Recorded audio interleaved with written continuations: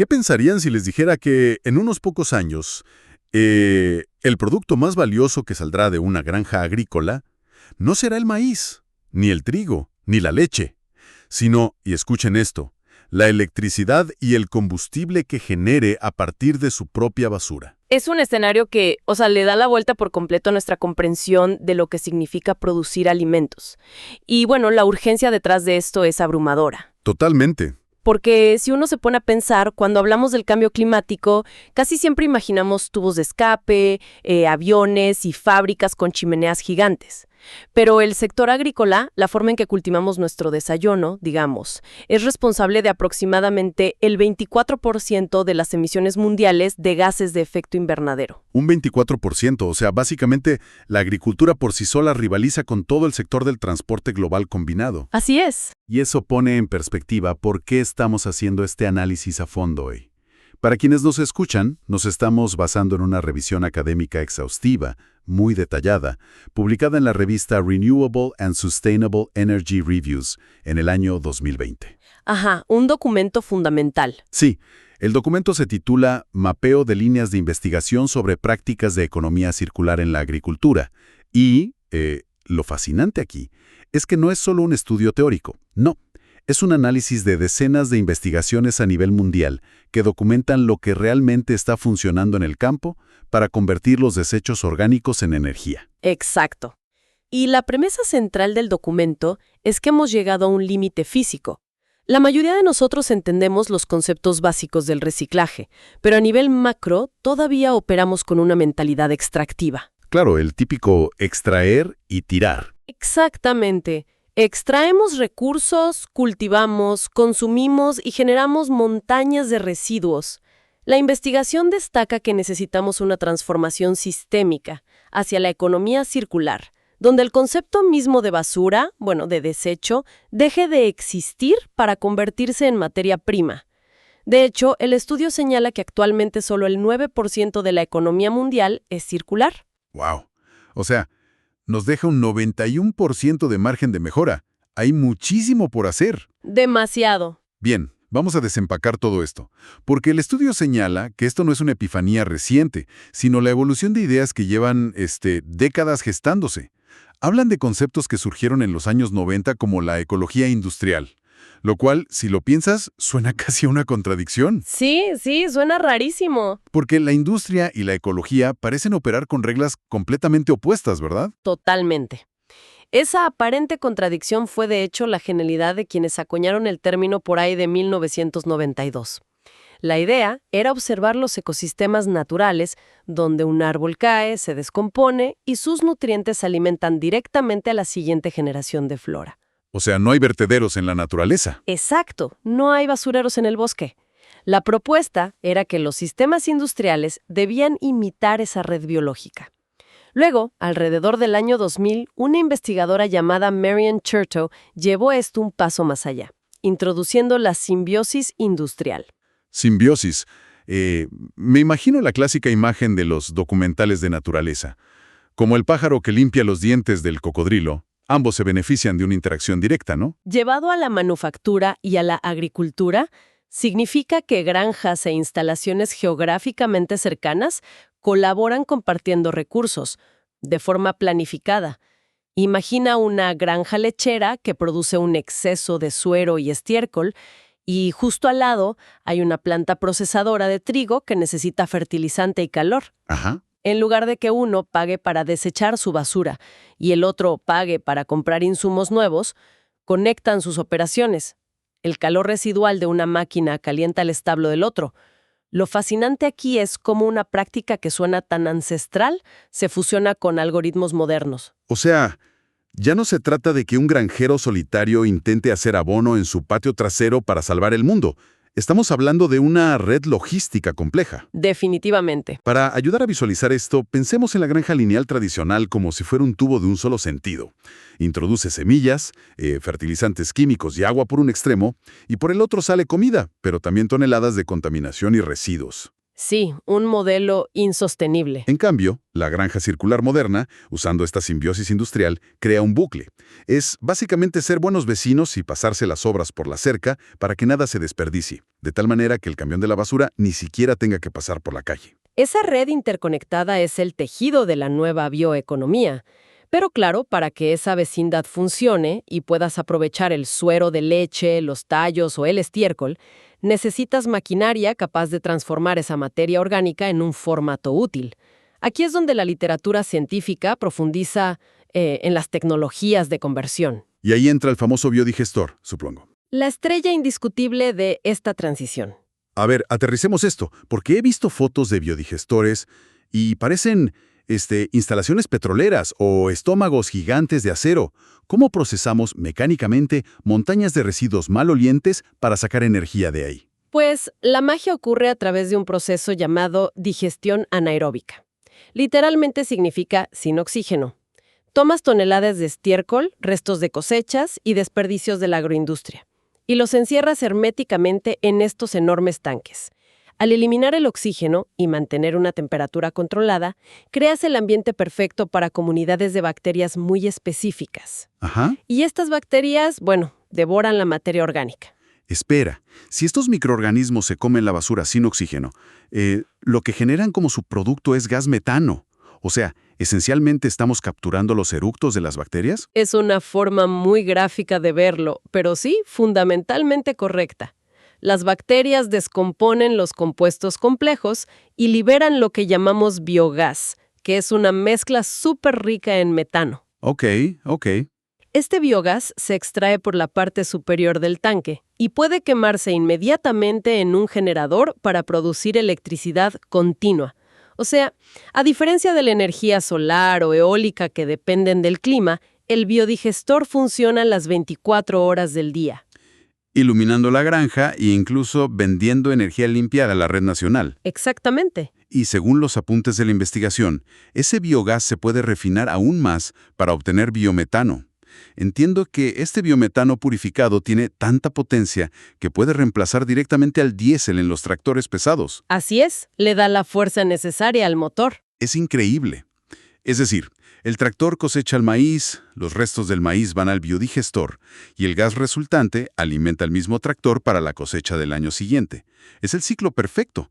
Pero asumo que las bacterias no gasifican absolutamente todo. Algo tiene que quedar en ese tanque de acero, ¿no? Sí, claro. Queda lo que se conoce como digestato. Después de que las bacterias han extraído la energía en forma de gas, el residuo líquido y sólido que sobra es un biofertilizante de primera categoría. Ya no tiene los patógenos ni el olor terrible del estiércol crudo, pero conserva todos los nutrientes esenciales. Ah, claro. Le quitas lo malo y dejas lo bueno. Exacto.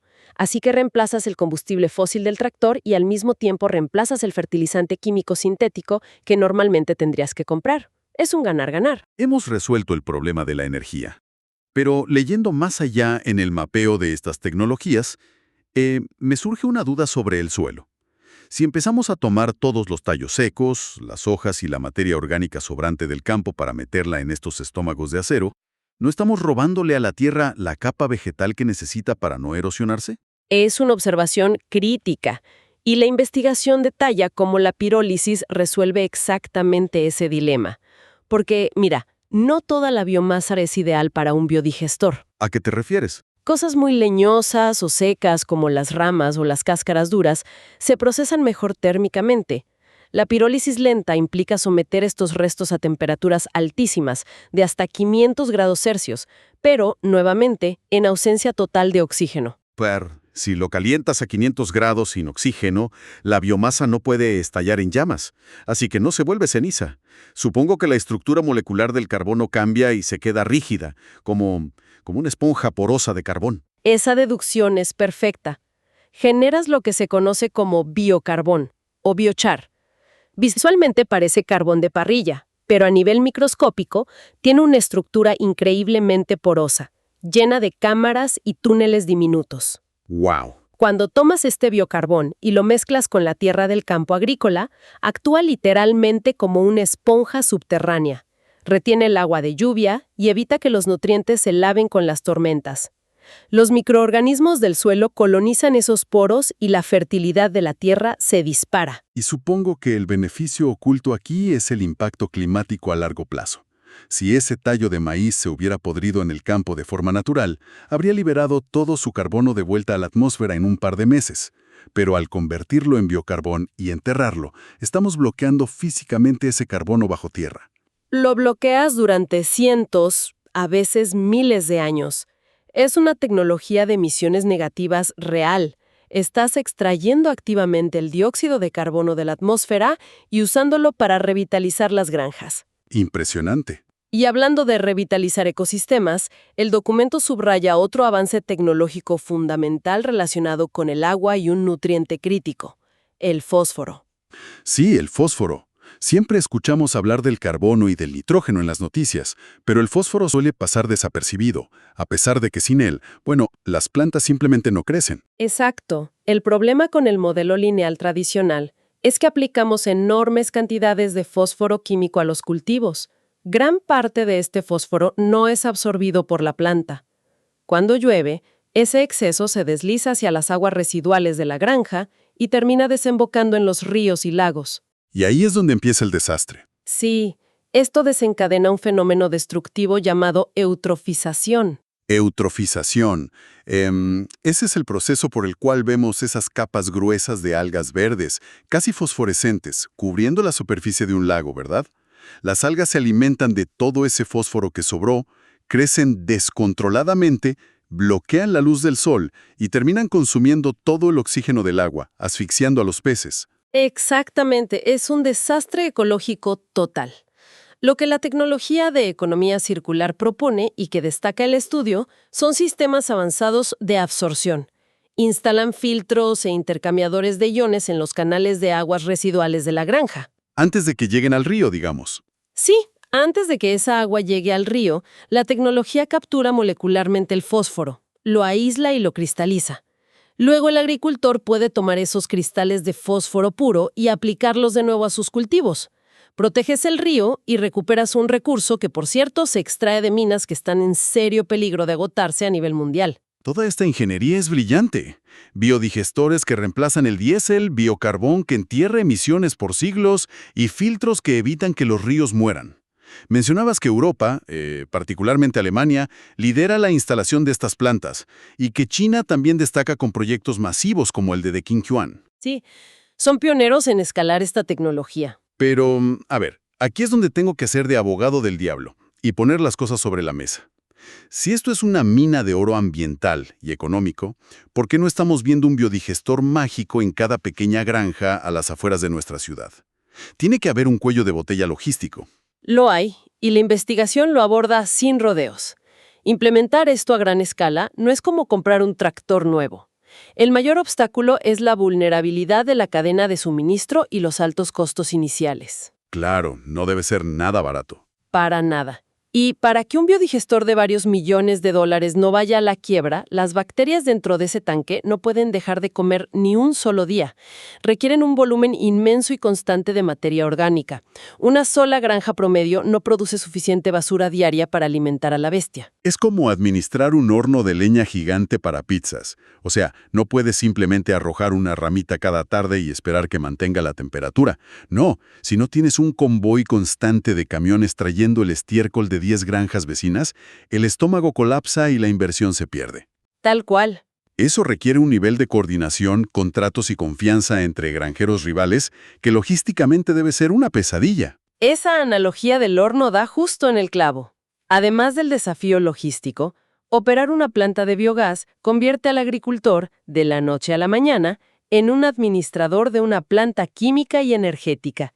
Hay una barrera técnica inmensa. Por eso el estudio insiste en que antes de mover un solo gramo de tierra para construir, es obligatorio realizar un análisis tecnoeconómico, conocido como TEA por sus siglas en inglés. Entiendo que un TEA no es solo mirar si tienes dinero en el banco para comprar los ladrillos, ¿verdad? Es una modelación de riesgos compleja. Muy compleja. Tienes que calcular el costo de capital, el costo operativo de traer camiones de otras granjas, las fluctuaciones del precio de la electricidad a la que vas a vender e incluso variables biológicas, Si tu vecino cambia la dieta de sus vacas, el estiércol cambia y tu producción de metano podría caer. Exacto. Y sin acceso a créditos amigables o subsidios gubernamentales fuertes, el riesgo de ese análisis ahuyenta a casi cualquier agricultor independiente. Es vital que los gobiernos entiendan esos TEAs y ofrezcan soporte. ¿Y por qué deberían los gobiernos involucrarse tanto? Porque el beneficio de superar estas barreras locales tiene un eco mundial. El documento hace una conexión directa e inevitable entre estas prácticas circulares y los Objetivos de Desarrollo Sostenible de las Naciones Unidas. Al principio mencionaste que el 24% de las emisiones globales proviene de la agricultura. Bueno, al transformar la granja, empezamos a resolver simultáneamente varios de estos objetivos globales. Se vuelve en efecto en cascada, ¿no? No es solo ir marcando casillas en una lista de buenas acciones. Por ejemplo, si resuelves el problema de la energía en la granja, instalando paneles solares y usando el biogás, estás abordando el objetivo número 7, energía asequible y no contaminante. Así es. Pero al hacer eso, generas un fertilizante limpio y barato, lo que reduce los costos de producción de los cultivos. Al bajar el precio de cultivar, indirectamente estás atacando el objetivo número 2, hambre cero, porque haces que la seguridad alimentaria sea más resistente a las crisis económicas mundiales. Es una reacción en cadena fascinante. Y, por supuesto, la reducción masiva de emisiones de metano y óxido nitroso nos empuja directamente hacia el objetivo 13, acción por el clima. De hecho, se menciona el proyecto AgroCycle de la Unión Europea y el potencial económico global, estimando que una bioeconomía circular consolidada podría movilizar unos 7.7 billones de dólares a nivel mundial para finales de esta década. ¿7.7 billones? Es una locura. Sí, pero esta reestructuración masiva no está exenta de fricciones. Si conectamos esto con el panorama general, la literatura académica analiza un debate crucial que surge al cruzar la agricultura con el sector energético. Sí, al leer las fuentes, hay una tensión específica que salta a la vista y quiero plantearlo de forma muy neutral, tal como lo hacen los estudios.